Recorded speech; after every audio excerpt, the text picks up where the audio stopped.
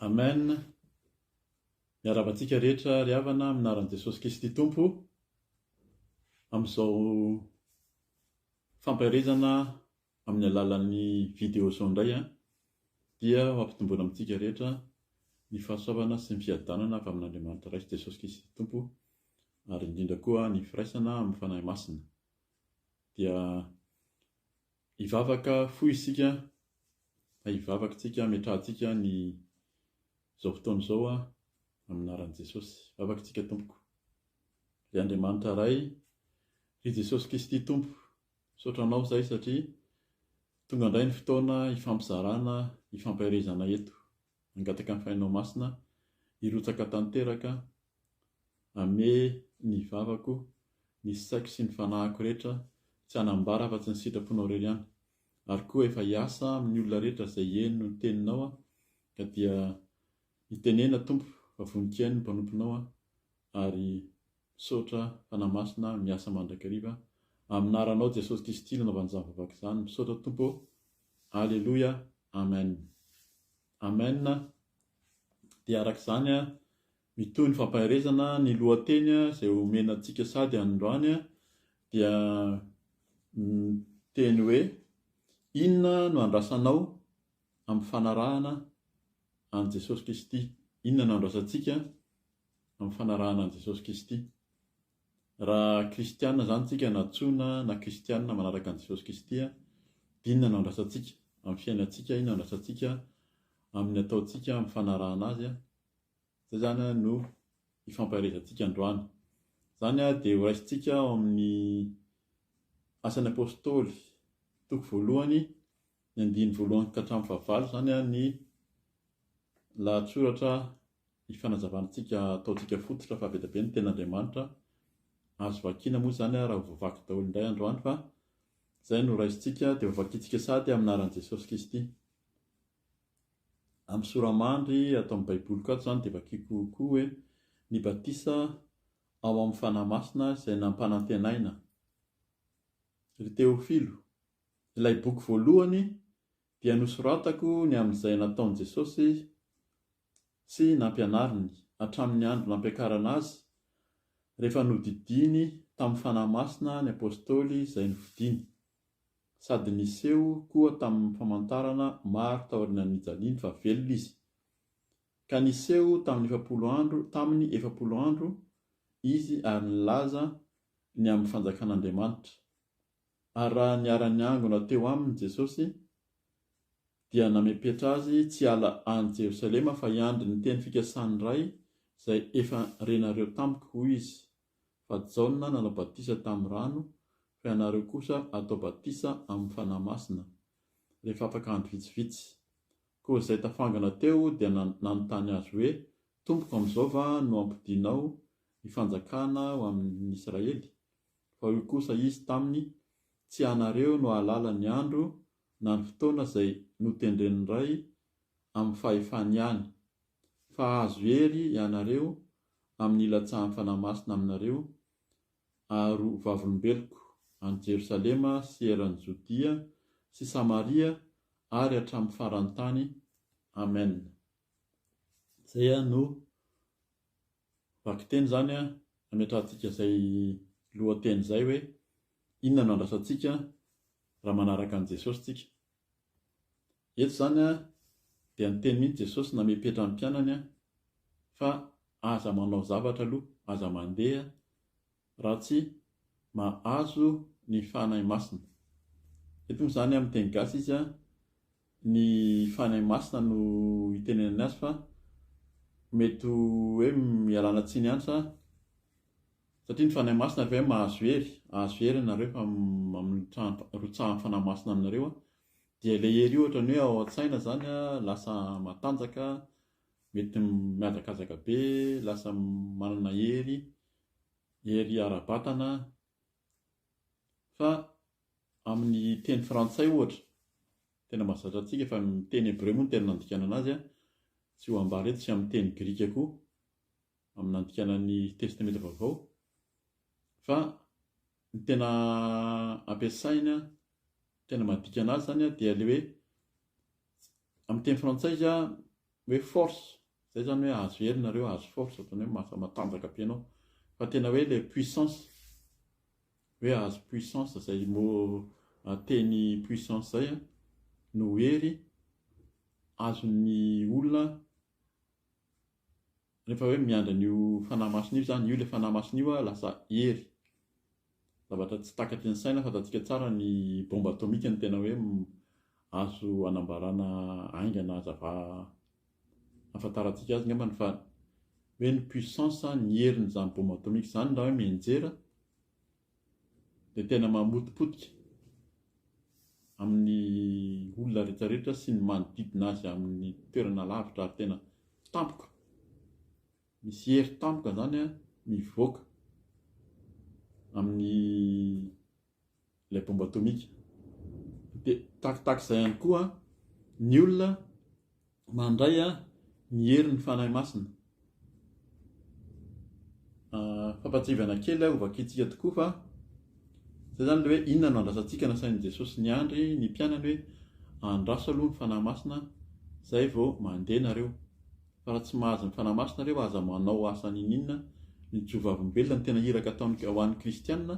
Hoe inona zany ny andrasantsika kristianina amin'ny fanarahana an'i Jesosy dia miandry ny fanahy masina, ary rehefa mahazo ny fanahy masina, mahazo hery avy amin'ny fanahy masina, dia lasa mijoro vavolombelona, lasa feno fahasahina ianao rehefa nandray an'i Jesosy, nanaiky azy ho tompo sy mpamonjy, nandray ny batisa ny fibebahana, natao batisa ianao, dia arak'ilay teny eto hoe Jaona mpanao batisa hozy izy nanao batisa tamin'ny rano, fa Jesosy dia nanao batisa amin'ny fanahy masina. Zava-dehibe io batisa amin'ny fanahy masina io ho an'ny kristianina. Mety tsy tsapantsika io na tsy tenenina tsony, na atao hoe fiteny mihitsy hoe safosafoana, na tsy ambara, satria lasa ohatrany hoe endrika hifaninanana zany, na hoe lasa mifaninana amin'ny olona manao masia. Ny olona manao masia, rehefa misy olona manao masia na manao fahagagana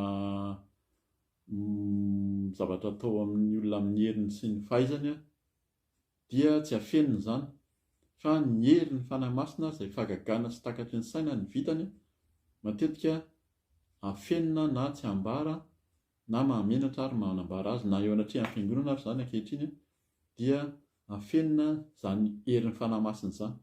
Fa ny herin'ny fanahy masina zany no andrasantsika kristianina.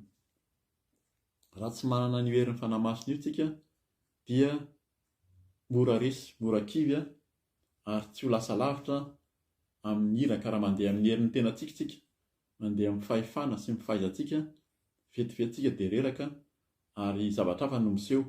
Betsaka mifanararaotana mitovy amin'ny asa ataon'ny olona erety amin'izao tontolo izao ihany, fa ny iraka ataon'i Jesosy dia araka ny vakiana eo izy ao amin'ny 9 moa zany, ampatsivy vetivety hoe hitory ny fanjakan'Andriamanitra.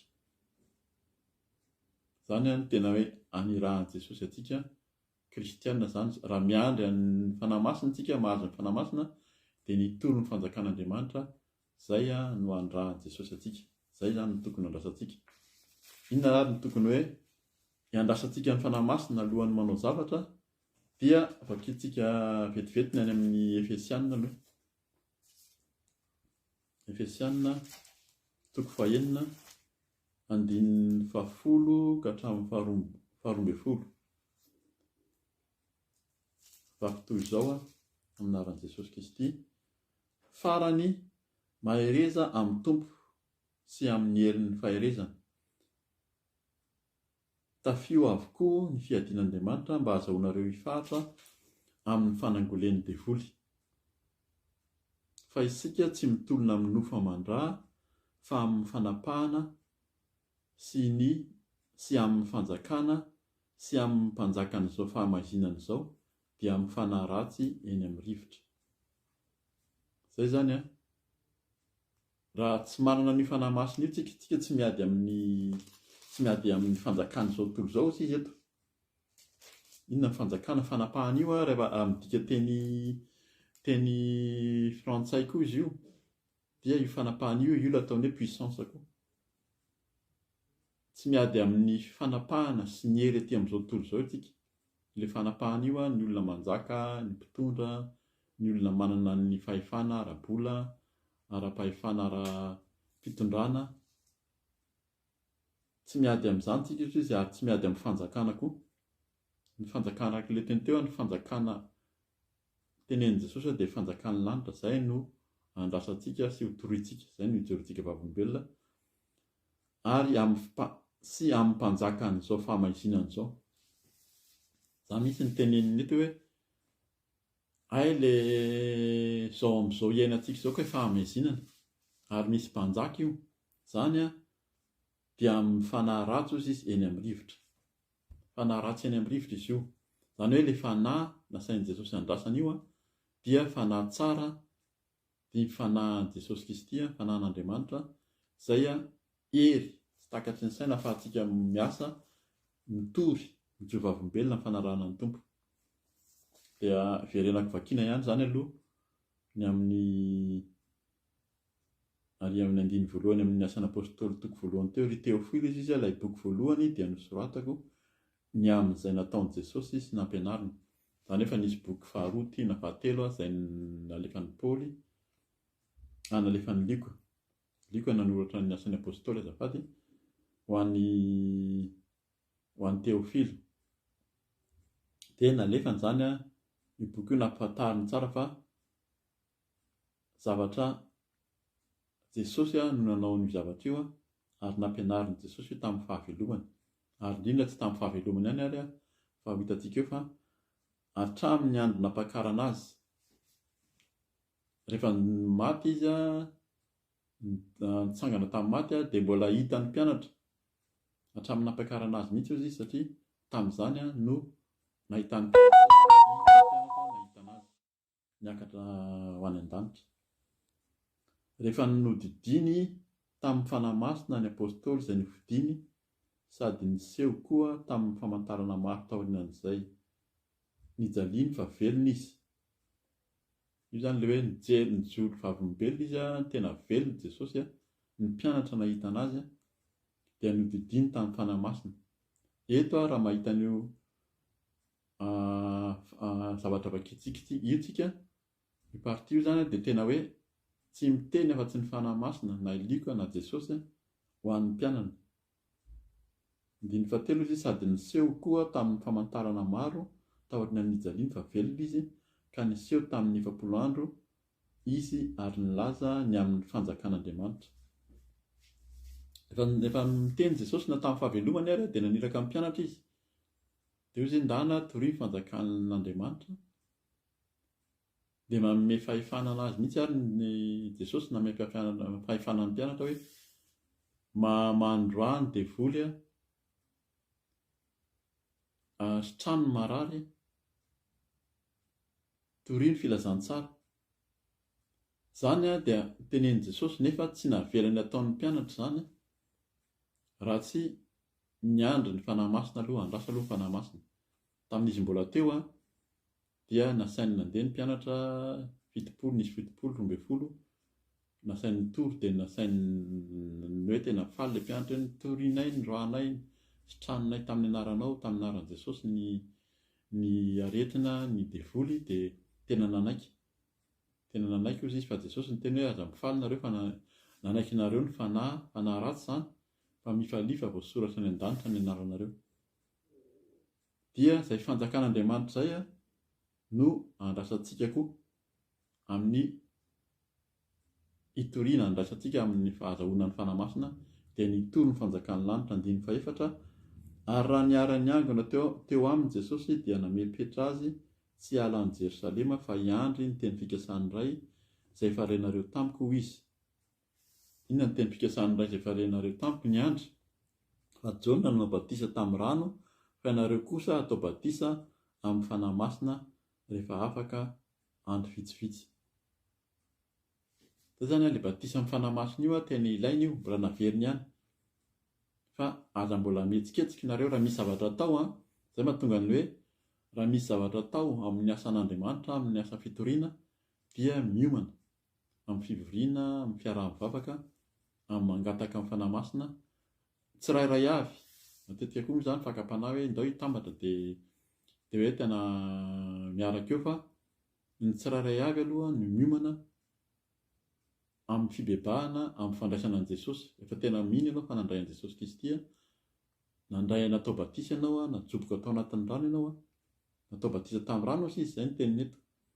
Fa ianareo kosa atao batisa amin'ny fanahy-masina rehefa afaka andro vitsivitsy, dia mino fa ho tonga ny fanahy masina anao batisa anao, hanala ny tahotra. Izay ilay izy hoe tsy miady amin'ny nofo aman-dratsika fa mifanahy ratsy eny amin'ny rivotra, fa hanala ny tahotra, hanala ny henatra, hanala ny fanahiana, ary amin'ny fahazotonanao koa. Lasa mazoto ianao mamaky ny tenin'Andriamanitra, lasa fantatrao ny dikan'ny tenin'Andriamanitra, miseho aseho an'Andriamanitra antsika, aseho amin'ny fanahy masina ny tiany lazaina amin'ny tenin'Andriamanitra efa vakinao isan'andro isan'andro io fa zavainy amin'ny fomba hafa indray koa. Izany rehetrarehetra izany dia hery ny fanahy masina. Koa izay tafangona teo dia nanontany azy hoe, tompoko, amin'izao va no ampidinao ny fanjakana ho amin'ny Israely? Fa io kosa izy, tsy anareo no alala ny andro na ny fotoana izay nitendren'ny ray ny amin'ny fahefany, fa ny amin'ny fahefany ihany. Ray amin'ny fahefany ihany. Io zany dia fakapanahy foana amin'ny olona na mpianatra ary dia efa nieritreritra mihitsy hoe dia ho tonga amin'izay zany milazosilay amin'izay ity fitondrana ity, fa efa eo Jesosy manana ny zavatra rehetra, mahay ny zavatra rehetra. Ary amin'izany rehefa mahazo ilay fanahy masina izay dia ho lasanay io fanjakana io. Io zany misy kristianina mihitsy koa dia manao an'izany hoe rehefa azonay mahazo ny fanahy masina izay dia ho raisinay ny fitondrana. Fa diso lalana isika. Fa ny fanjakana izay torian'i Jesosy dia ny fanjakana any an-danitra, ny fanjakan'ny lanitra, ary ny fanjakan'ny lanitra dia manohitra ny fanjakan'ny famaizinana ety amin'izao tontolo izao, dia ny fanahy ratsy eny amin'ny rivotra. Na ny rahan'ny tompo antsika na ny rahan'i Jesosy antsika dia hiady amin'ny fanahy ratsy, satria betsaka ny olona voafatotra. Rehefa nomena hery isika, tonga dia vakika any angambany, satria izay no mampanohy anazy, fa azo hery ianareo amin'ny ilatsahan'ny fanahy masina aminareo. Rehefa mahazo hery isika dia tsy toy ny teo aloha, nanolo tena ho an'i Jesosy, vita batisa amin'ny rano, vita batisa, nahazo batisa amin'ny fanahy masina, dia mandroso amin'ny fijorona vavombelona, tsy menatra intsony. Izay ilay izy hoe raha jovavombelona, na vavombelona io, na fahasoavana, na fahagagana taon'ny tompo, na tenin'Andriamanitra izay omen'ny tompo antsika, dia mahasamy jovavombelona isika. Ary io fanahy masina io rehefa tonga dia hafa mihitsy ny meny antsika koa. Izay zany hoe sady mampahery moa izy zany no mampirisika antsika hitady an'izany fanahy masina izany. Vakintsika ihany ny ao amin'ny Romanina 9. Hoe inona ilay fanahy masina? Romanina 9.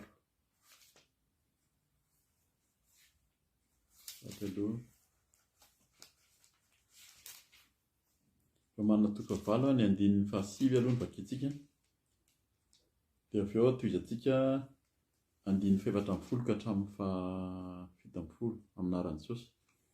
Fa ianareo tsy ao amin'ny nofo, fa ao amin'ny fanahy. Raha ny fanahin'Andriamanitra no mitoetra ao anatinareo, fa raha misy kosa tsy manana ny fanahin'i Kristy dia tsy azy izy. Izay zany izy hoe raha tsy manana ny fanahin'i Kristy tsika, nefa tsika zany kristianina, mitony tena ihany hoe kristianina, fa tsy azy io fanahin'i Kristy io, ilay araka ilay teny teo hoe tsy resahana intsony. Ary rehefa manana io fanahin'i Kristy io tsika dia manana fahasahiana mandroaka ny devoly, manala ny asan'ny maizina. Fa raha tsy manana an'io tsika, na hiteny amin'ny Satana ary tsika amin'ny fanahy ratsy, ny demonia amin'ny anaran'i Jesosy, handroaka devoly amin'ny anaran'i Jesosy, tsy hainao izany ary tsy vitantsika izany, fa ilay fanahy masina ao anatintsika no mahavita izany. Fa ianareo tsy ao amin'ny nofo izy, fa ao amin'ny fanahy, raha ny fanahin'Andriamanitra no mitoetra ao anatinareo. Fa raha misy kosa tsy manana ny fanahin'i Kristy dia tsy azy izy. Ny andininy 17 ka hatramin'ny 17 no anazavantsika kely anazy ihany hoe aminaran'i Jesosy 17, fa izay taria ny fanahin'Andriamanitra no zanak'Andriamanitra, fa tsy nandray fanahy tahandevozana ho amin'ny tahotra indray ianareo, fa nandray ny fanahin'ny zanaka natsangana, izay antsoantsika hoe Aba ray eo. Ny fanahy dia miara-milaza amin'ny fanahitsika fa zanak'Andriamanitra isika. Ary raha zanaka isika dia mpandova, eny sady mpandovan'Andriamanitra no mpiray lova amin'ny Kristy koa, raha miara-miaritra aminy isika mba hiara-manam-boninahitra aminy koa. Lasa mpandova miaraka amin'ny Jesosy isika, mpandova miaraka amin'ny Kristy. Inona ny lova raisitsika? Tsy lasa mpandova be manatrahany be sy tany be aty tany ianao, fa mandova ny fanjakan'ny lanitra, ny idirantsika ny an-danitra. Zany ny fampiarizantsika araka ilay teny foana hoe hitahiry ny solika. Rehefa nomena ny fanamasina koa tsika ka tsy mahay mitahiry, tahaka an'ilay 5 adala, Virginy adala hozy izy, rehefa tena tonga Jesosy tsy nanana tsony, ritra ny ositra ny fanamasina, ny solika. Fa mila mitahiry tsika, zay ny fampiarizantsika foana hoe ndao hitady an'i Jesosy hifampahery amin'ny tenin'Andriamanitra mba hitehirizantsika ny solika, mba ho isan'ny tafiakatra raha ho avy Jesosy any raha ho any lanitra. Dia izay ny tenin'ny Tompo eto hoe ahazo andiny fahavalo fa ahazo hery ianareo amin'ny ilatsahan'ny fanamasina aminareo.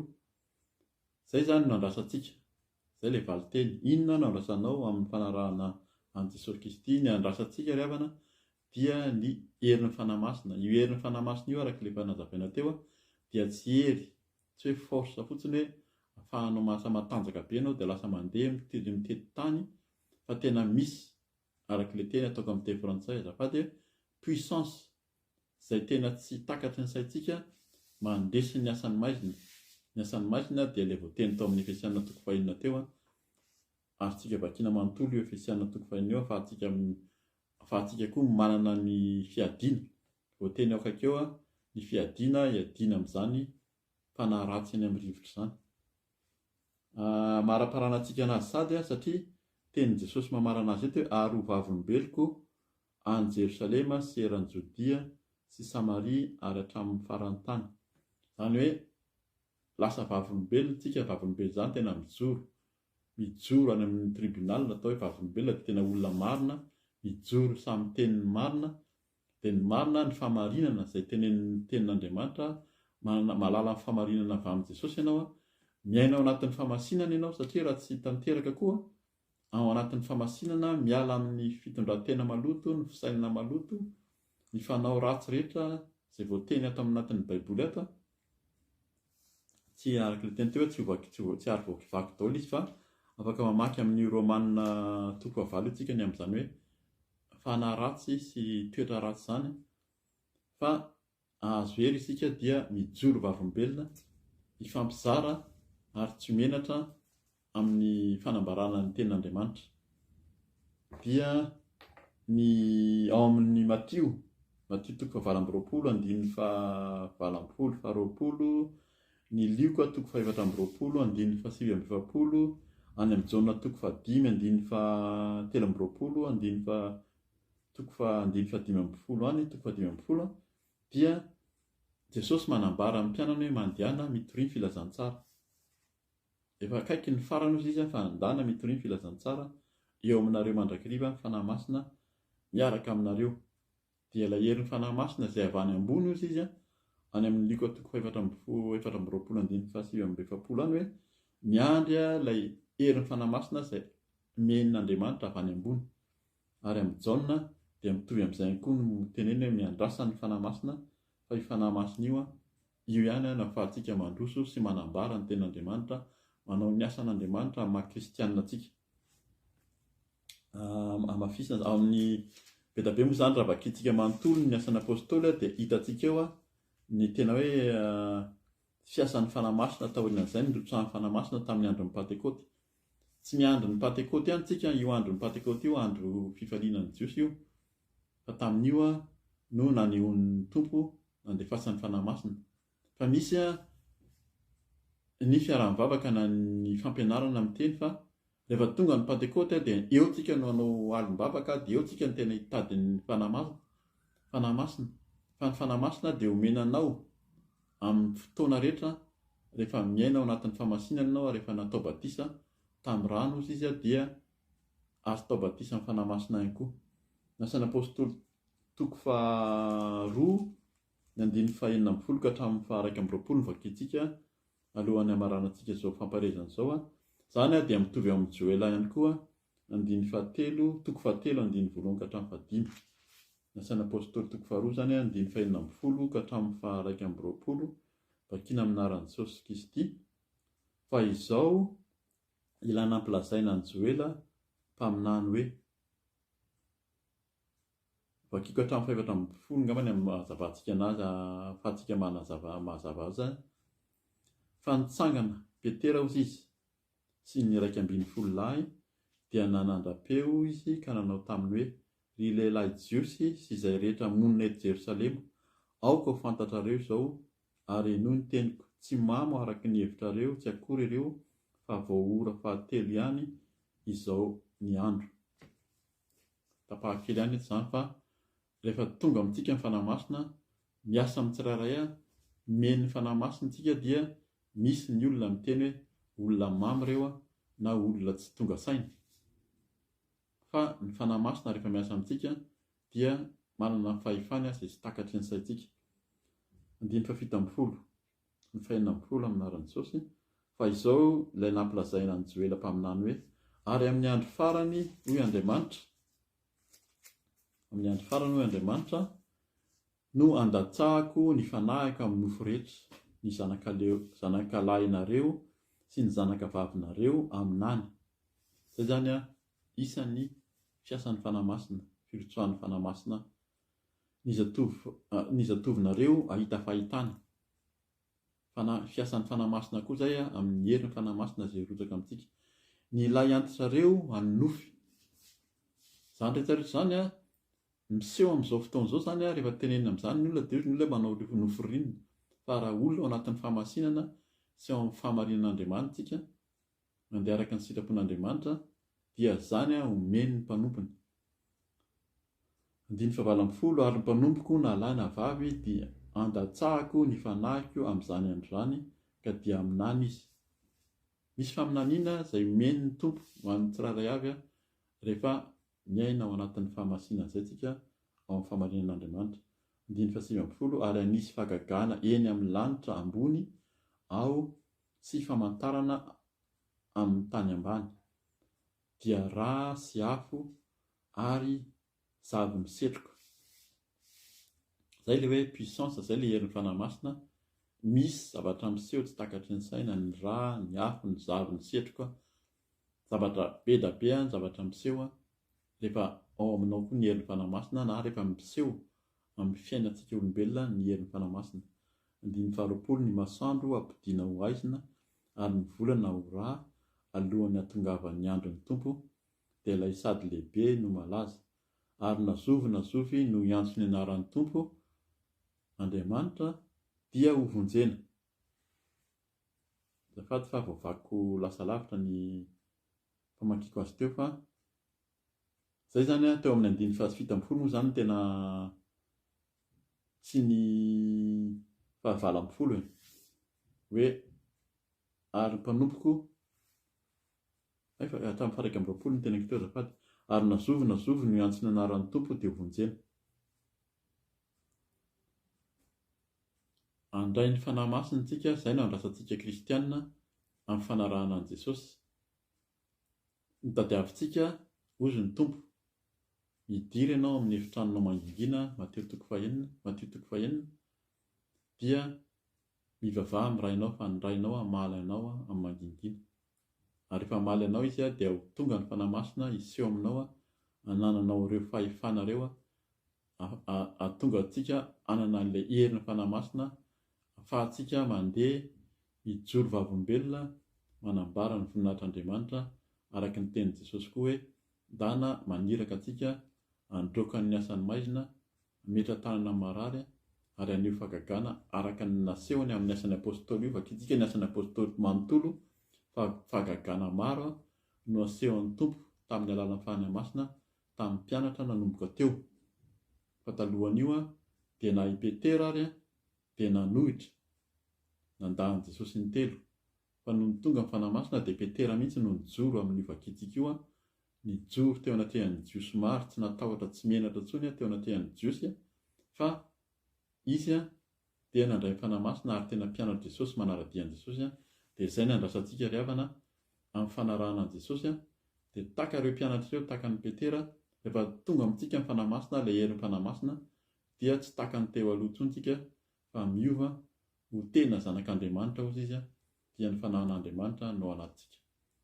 Dia voninahitra ho an'Andriamanitra irery ihany ampahery anao mandrakariva hamaky ny tenin'Andriamanitra, ary indrindra hitady an'Andriamanitra, hitady ny fanahy masina mba hirotsaka amintsika tsirairay avy, andehanantsika hijoro vavolombelona sy hanao ny asan'ny Tompo.